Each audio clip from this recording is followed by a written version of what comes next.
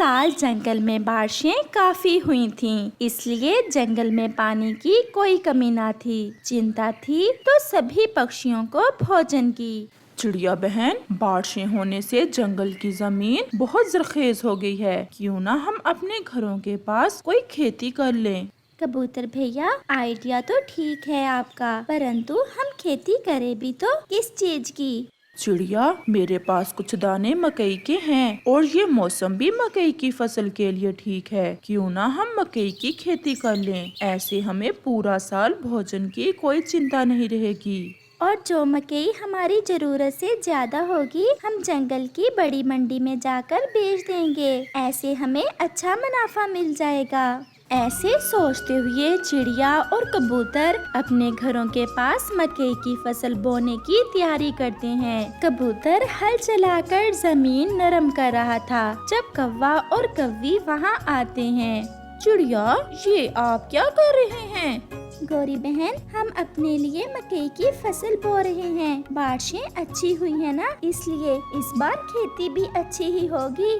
कालू, बात तो चिड़िया ठीक कर रही है। क्यों ना जो खेत हमारे घर के पास है, हम भी वहाँ जाकर कोई फसल बीज दें।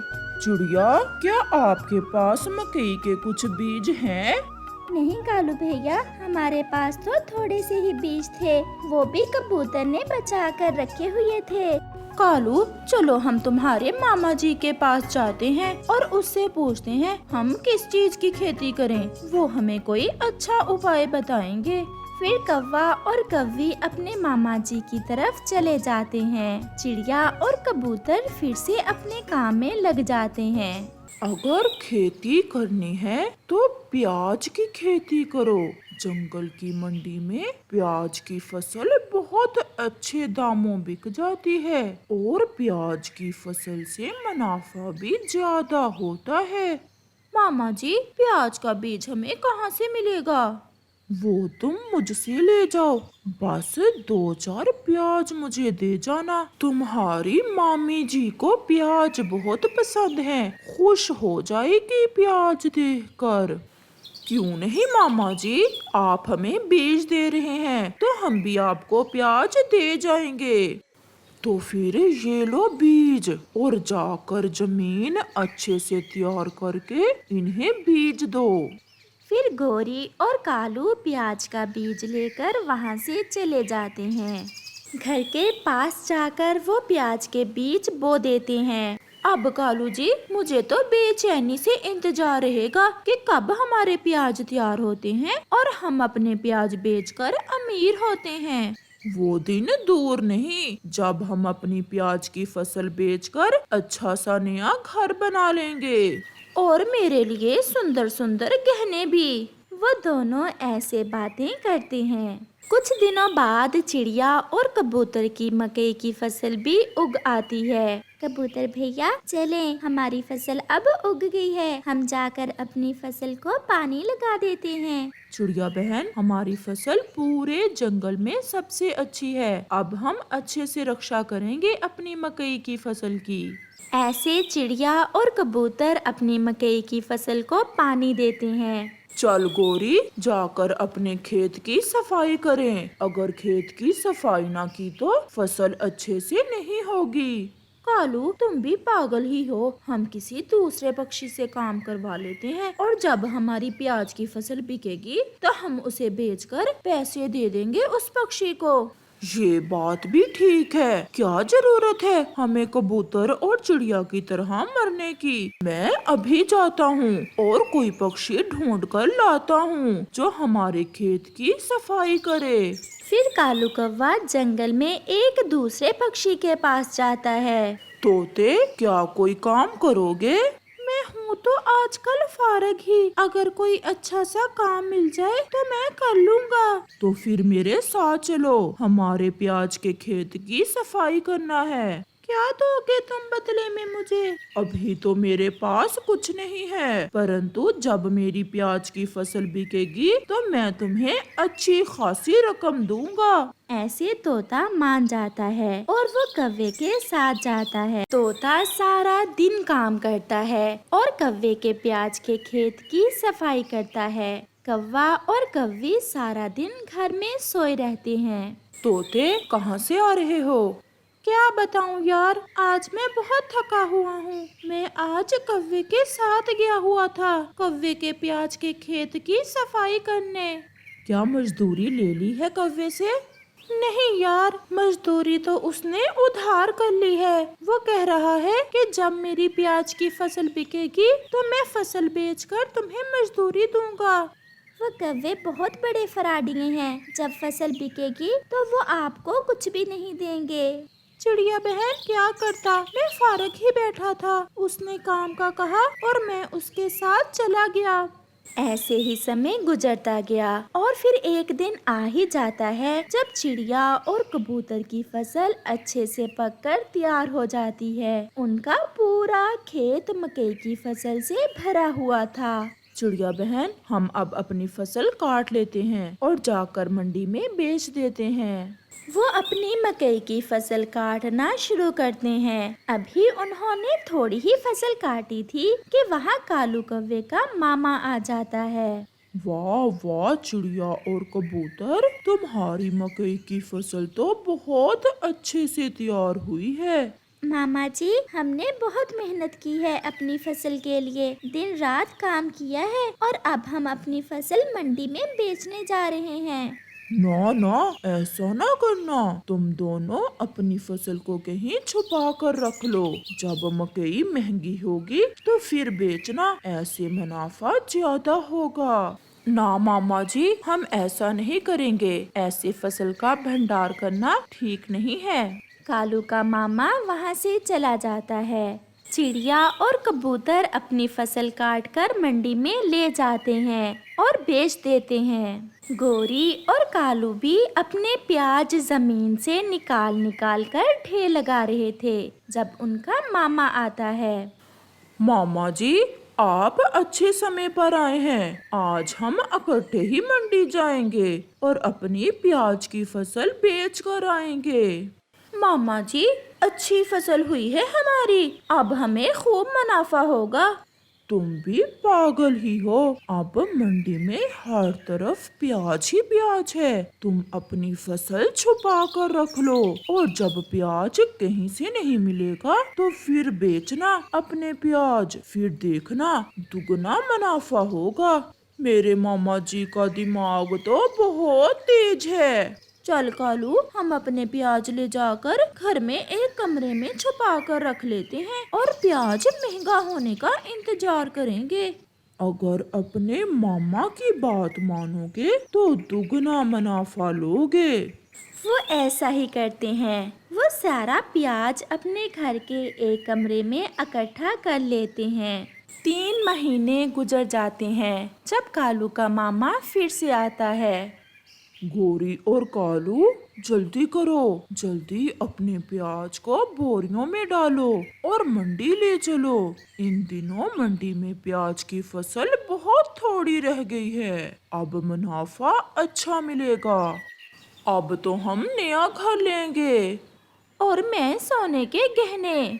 फिर जब वो अपने प्याज वाले कमरे में जाते हैं तो क्या देखते हैं कि उनका तो सारा ही प्याज खराब हो चुका है। सारा प्याज गल सड़ गया था, वहाँ से बू आ रही थी। वो दोनों ये देख रोने लग जाते हैं। मामा जी, ये क्या हो गया? हम लुट गए, हमारा प्याज खराब हो गया। मामा जी, इससे तो अच्छा था हम कबूतर और चिड़िया की तरह आपकी बात ना ही मानते। ज्यादा के लालच में हम थोड़े से भी गए। प्यारे दोस्तों, इस कहानी से हमें सीख मिलती है कि लालच बुरी बला है। कभी लालच ना करो, वरना कालू और गोरी की तरह रोते ही रह जाओगे। वो चिड़िया बहुत अच्छी चिड़िया थी। वो हमेशा दूसरों की मदद करती। वो अपने एक बेटे के साथ अपने सुंदर से घर में रहती थी, परंतु पास में कालू कौवा और उसकी पत्नी गोरी कौवी हर समय उसे तंग करते रहते। वो कौवे तो बहुत बुरे थे, उन्होंने कभी कोई अच्छा काम ना किया था। कुकू बेटा, आप घर में ही रहें, मैं आपके लिए और अपने लिए भोजन लेकर आती हूँ। मम्मा, मेरा भी दिल करता है कि मैं भी भोजन की खोज में आपके साथ जाऊँ। आप अभी छोटे हो मेरे बेटे, थोड़ा बड़े हो जाओ, फिर सारी जिंदगी भोजन की खोज ही करना है। वो चिड़िया भोजन की खोज को निकलने ही वाली थी कि वहाँ कालू कौवा और गोरी कौवी आ जाते हैं। चिड़िया, हम भोजन लेने जा रहे थे, सोचा आपको भी साथ ले जाते हैं। न जाने क्या बात है चिड़िया, जब आप हमारे साथ होती हो तो भोजन बहुत आसानी से मिल जाता है। मैं भी भोजन को जाने ही वाली थी, अच्छा हुआ जो आप आ गए, हम इकट्ठे ही चलते हैं। फिर रानो चिड़िया, गोरी कौवी और उसका पति कालू कौवा सब भोजन की खोज में निकलते हैं। जंगल में गर्मियों का मौसम था और बरसात भी ना हुई थी, इस कारण जंगल में भोजन की कमी थी। फिर उड़ते उड़ते उनकी नजर नीचे 2 चनों के दानों पर जाती है। वो सब वहाँ उतरते हैं। चिड़िया, ये तो 2 ही चनों के दाने हैं और ऐसा करते हैं, ये एक मैं और एक तुम्हारा भाई खा लेते हैं और फिर तुम्हारे भोजन की खोज मिलकर कर लेंगे। परंतु मुझे अपने बेटे के लिए भी भोजन लेकर जाना है। तो ले जाएंगे, पहले हम खा ले, बाद में मिलकर और भोजन की खोज कर लेंगे। ऐसा कहते हुए कौवा और कौवी वो चनों के दाने खा लेते हैं। फिर वो सब वहाँ से आगे उड़ते हैं। थोड़ा ही दूर नदी के पास चिड़िया को कुछ दिखाई देता है। वो सब फिर से वहाँ उतरते हैं। अरे, ये तो मकई का भुट्टा है। मेरे बेटे को तो मकई का भुट्टा बहुत पसंद है। आज तो मेरा बेटा बहुत खुश होगा मकई का भुट्टा देखकर।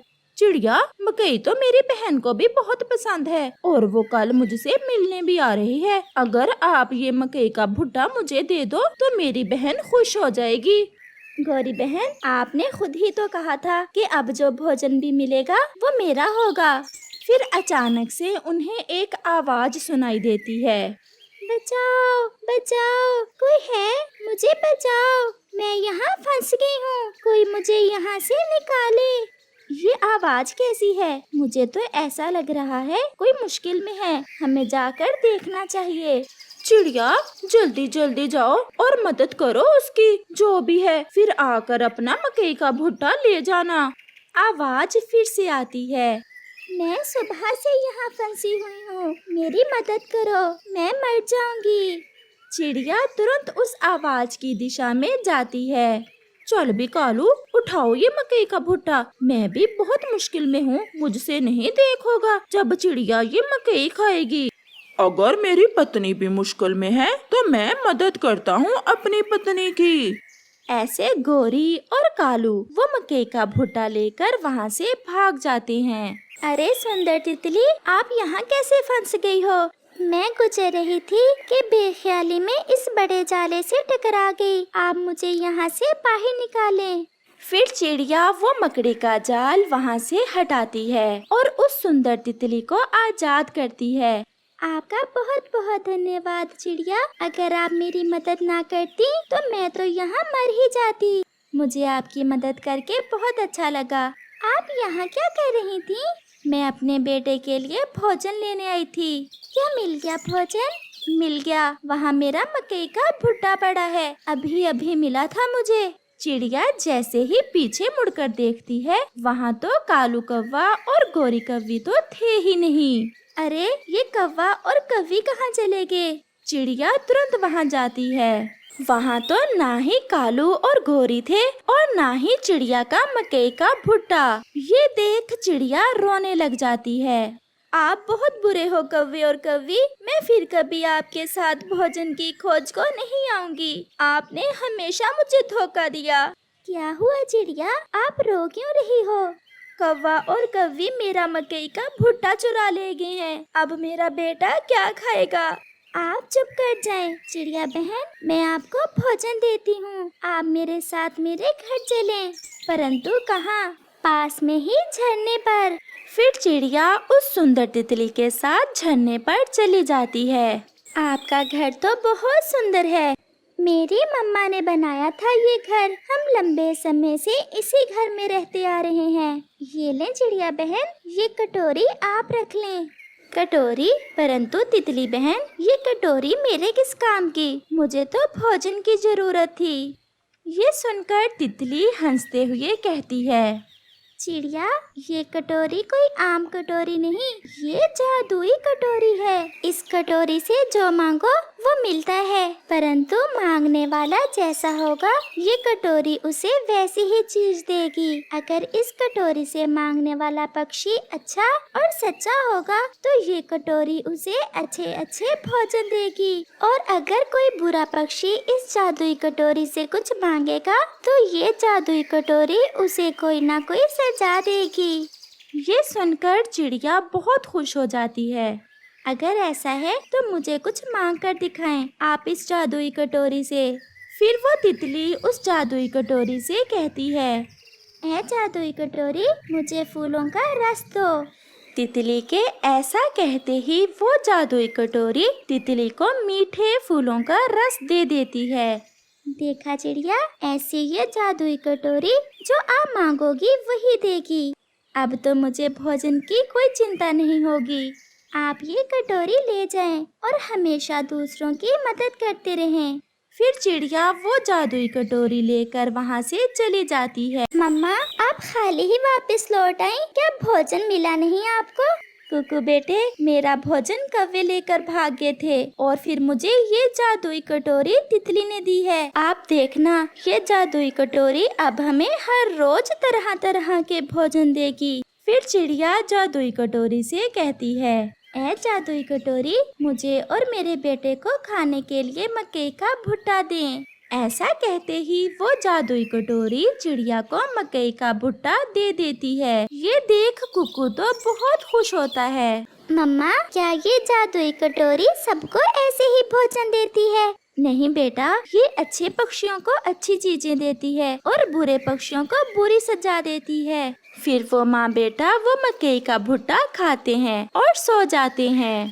दूसरे रोज गोरी कौवी कालू से कहती है, कालू जी, कल तो मकई का भुट्टा खाने में बहुत मजा आया। जब चिड़िया हमारे साथ होती है तो कितने मजे मजे के भोजन मिल जाते हैं। क्यों ना आज फिर चिड़िया को साथ लेकर भोजन की खोज में जाएं। वो चिड़िया तो बहुत भोली है, जितना भी तंग कर ले उसे सब भूल जाती है। चलो गोरी, आज फिर चिड़िया की तरफ ही चलते हैं। ऐसे गोरी और कालू कौवा फिर से चिड़िया की तरफ जाते हैं। चिड़िया बहन, चलें, क्या आज भोजन लेने नहीं जाना?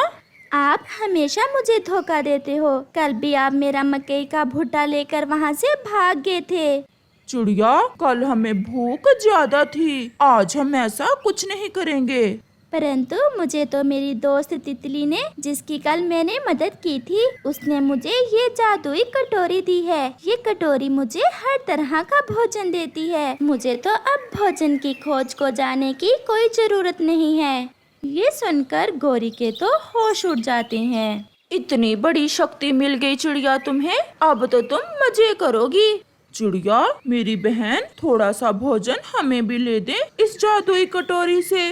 तुम हो तो बहुत बुरे कौवे, फिर भी मैं आपको भोजन ले देती हूँ इस जादुई कटोरी से। ऐ जादुई कटोरी, मुझे कोई फल दे। और वो जादुई कटोरी तुरंत मीठे मीठे 2 अमरूद दे देती है, जिसे देख कौवा और कौवी तो पागल हो रहे थे। चल कालू, अब चलें। गोरी कालू कौवे को जल्दी से लेकर वहाँ से चली जाती है। वो पास में ही छुपकर बैठ जाते हैं। गोरी, मुझे तो कुछ बताओ, क्या करने वाली हो? बताती हूँ जरा, चिड़िया को नदी पर पानी पीने तो जाने दो।